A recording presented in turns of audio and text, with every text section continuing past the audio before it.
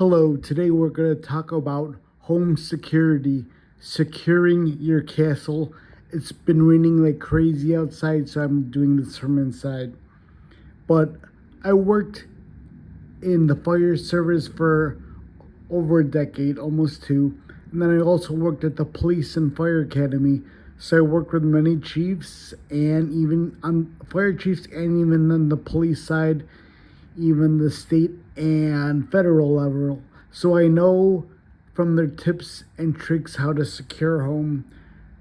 Number one, most burglaries, it's crazy. It's people have these $1,000 home security systems, but the majority of burglaries they come through like an unlocked door or crimes of opportunity, like a unlocked window or back screen porch door, or the big one the past decade is they go through the garage. The garage door is easy to be defeated, but they go through the door that separates the garage and the inside that's usually not locked.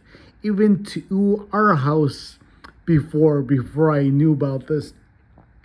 To the number one room, the first place burglars go inside every house they enter is the master bedroom, and they can clean it in like 3 minutes or less. They will always check under the bed, in the master closet, that's where people keep their safes, and in the sock underwear drawer, and then the jewelry box if it's on top of the drawer. If you want to be to secure your valuables, just don't keep them in the most obvious places in the master bedroom. Don't keep them under the bed, in the master closet, sock underwear drawer, or in a jewelry box. That's the easy thing. I've heard stories where burglars went straight into a big house and just hit the master bedroom, hit the mother load, and were out of there like in 4 minutes, even with cameras. Number three, cameras nowadays are not that great because like every other house has them. It's the alarm systems, it's alarms that scare the burglars, because any camera, even if you have cameras all over your house, could be defeated just with a mask and a hoodie.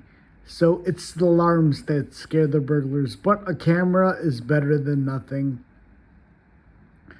Next is, if you have a safe, make sure it's heavy. Make sure it can't be carried away. Like a burglar, even a team of a couple burglars, they could carry away a safe that's like 500 pounds. They just roll it on golf balls or like softballs or a heavy sheet. If you have a small safe, like they'll just steal the whole safe and open it at home in their garages, and they have all day to do that. So don't make it obvious. If you have a safe, it's better to hide your safe in a place where the burglar is not likely to look. Don't put it in the primary place. Don't put it in your bedroom or your main office. The main office and then the medicine cabinet are the second and third places the burglars look. The other thing you need to do is your valuables. Don't keep them all in one spot. Spread them out. Divide it into 3 spots. So maybe if one is compromised, you have 2 other ones that are not compromised. Have 5 different spots. Spread your wealth out. And if you do have a bigger safe, bolt it down. Majority of people don't. Even people with expensive, hard to pick safes, the premium safes like the TL30s that are like $2,000, they don't bolt it down, and the burglars just carry it or roll it away. But bolt it down. Even if you have to hire a professional locksmith or rent tools to bolt it down to the floor, do it. Next, this happened to a coworker of mine who was in IT. Their neighbors got robbed, and they robbed the master bedroom, and they took the safe. You know why? Because the wife. This is so stupid. The wife was like 40 something years old, and all her jewelry she got during the holidays, decided to show it off. All her jewelry and diamond encrusted and gold jewelry, she just showed it off on, like, I believe it was Facebook. But shut up with your stuff on social media. That's man, that's that.